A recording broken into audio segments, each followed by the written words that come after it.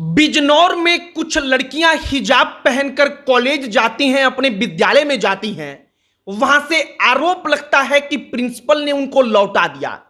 लड़कियां बाहर आकर अपना वही विक्टिम कार्ड खेलती हैं, रोना धोना करती हैं कि हमने हिजाब पहना था तो प्रिंसिपल सर ने कहा कि ना हिजाब पहनकर विद्यालय नहीं आना है।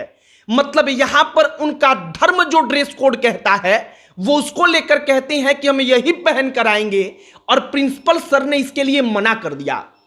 प्रिंसिपल सर कहते हैं कि हमने कहा था कि यूनिफॉर्म पहन कर आना है, जो ड्रेस कोड है वो पहन कर आना है। हम तो हिजाब के बारे में जानते तक नहीं, हमने सोचा तक नहीं। और प्रिंसिपल सर को तो हम सैल्यूट करेंगे कि आपने हिम्मत दिखाई। बिल्कुल ऐसा होना चाहिए, क्योंकि कोई सरकारी विद्यालय या कोई भी जगह है जहां पर एक ड्रेस कोड होता है, धर्म के नाम पर किसी को आजादी नहीं मिलनी चाहिए कि वो इस ड्रेस कोड का पालन ना करे। यूनिफॉर्म क्यों जरूरी होता है, किसी विद्यालय में ड्रेस कोड क्यों चाहिए ही चाहिए, गधों को इसका पता नहीं चलता।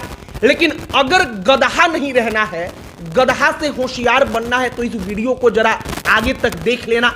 आगे बातचीत करने से पहले हमारा नमस्कार स्वीकार करिए। हमारा नाम मोहित कुमार सिंह है और बिजनौर का मामला है। लेकिन सबसे पहले हम बात करेंगे जो गधों को समझ नहीं आती कि विद्यालय में ड्रेस कोड क्यों जरूरी है, यूनिफॉर्म क्यों जरूरी है। जब कोई विद्यालय चलता है, कोई वहां पर 12 साल का 13 साल का लड़का लड़की पढ़ाई करता है, तो अब आप सोचिए कि अगर किसी गरीब का बच्चा वहां पर पढ़ रहा है तो उस गरीब का बच्चा कोई साधारण सा कपड़ा पहनकर पढ़ने जाए, कोई बड़े बिजनेसमैन का लड़का है वो वहां पर सूट बूट पहनकर जाए, तो जो बच्चा वहां पर पढ़ेगा उसमें और उस बिजनेसमैन के लड़के में, दोनों में कितनी असमानता हो जाएगी। दोनों का हाव भाव, बोलने का तरीका, दोनों के जो कॉन्फिडेंस होगा उसका लेवल, सब कुछ धीरे धीरे अलग थलग हो जाएगा। और इसी बात को सुनिश्चित करने के लिए विद्यालयों में यूनिफॉर्म लगता है, ड्रेस कोड लगता है, कि धर्म के नाम पर, जाति के नाम पर किसी प्रकार का कोई भेदभाव वहां पर ना दिखे, हर कोई एक समान दिखे। लेकिन इनको एक समान से मतलब नहीं। अब होता क्या है कि बिजनौर में एक विद्यालय पढ़ता है, जनता इंटर कॉलेज। जनता इंटर कॉलेज में वो लड़कियां जाती हैं, कहती हैं कि प्रिंसिपल सर ने कहा कि ये जो हिजाब वगैरह है ये सब खोलकर, डबल चोटी करके और गले में पट्टा डालकर, मतलब जहां तक हमें लगा कि विद्यालय का टाई वगैरह जो होता है वो पहन कर आना है, आई कार्ड वगैरह जो मिलता है वो लगा कर आना है।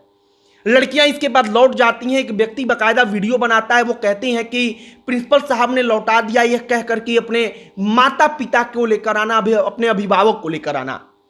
अब उन लड़कियों के अभिभावक जाते हैं, वहां के आसपास के प्रशासन के लोग जाते हैं, वहां पर तय होता है कि ना लड़कियां वही पहनकर आएंगी। और अब हम यहां पर योगी आदित्यनाथ से कहेंगे कि अगर आपके रहते भी असमानता इसी प्रकार से विद्यालयों में चलता रहे, कोई कहे कि ना हमारा धार्मिक ड्रेस ये है तो हम हिजाब पहनकर ही विद्यालय जाएंगे, तो फिर जिस समानता के लिए लोगों ने आपको वोट दिया उसका क्या फायदा मिला, उनको क्या हासिल हुआ।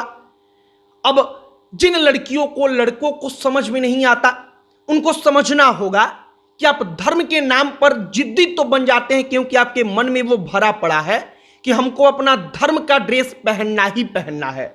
लेकिन आप इस बात को समझिए कि कल की तारीख में कोई दूसरा पक्ष है, दूसरे धर्म का है, वो भी कहे कि ना हम भी अपने धर्म के लिहाज से अपना धर्म वाला ही धोती कुर्ता पहनकर आने लगेंगे, तो फिर क्या होगा। तो फिर तमाम अलग अलग विद्यालयों का क्या होगा। अब आप एक एग्जाम्पल, एक उदाहरण से समझिए कि उत्तर प्रदेश की पुलिस में किसी मुसलमान लड़की की नौकरी लग गई, वो सिपाही बन गई, तो क्या उसको इस बात के लिए विशेष छूट दे दी जाएगी कि वो हिजाब पहनकर ड्यूटी करे?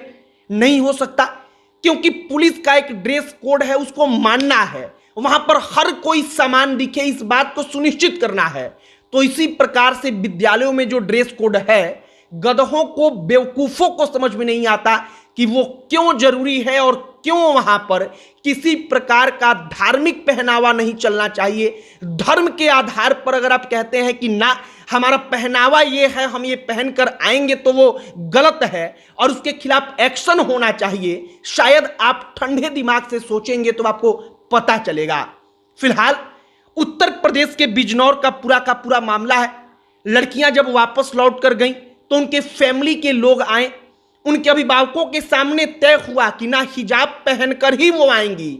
और शायद धर्म के नाम पर यही कारण है कि मुसलमान लड़कियां आज की तारीख में, ऑफिशियल डेटा कहता है कि हिंदू लड़कियों से पीछे हैं नौकरी के क्षेत्र में, पढ़ाई के क्षेत्र में, क्योंकि उनको धर्म के नाम पर एक जंजाल में, एक जाल में पहले ही हद से ज्यादा फंसा लिया जाता है। आपकी क्या इस पर राय है, कमेंट बॉक्स में लिखकर बताइएगा। अब अंत में हमारा परिचय, हमारा नाम मोहित कुमार सिंह है। बहुत बहुत धन्यवाद।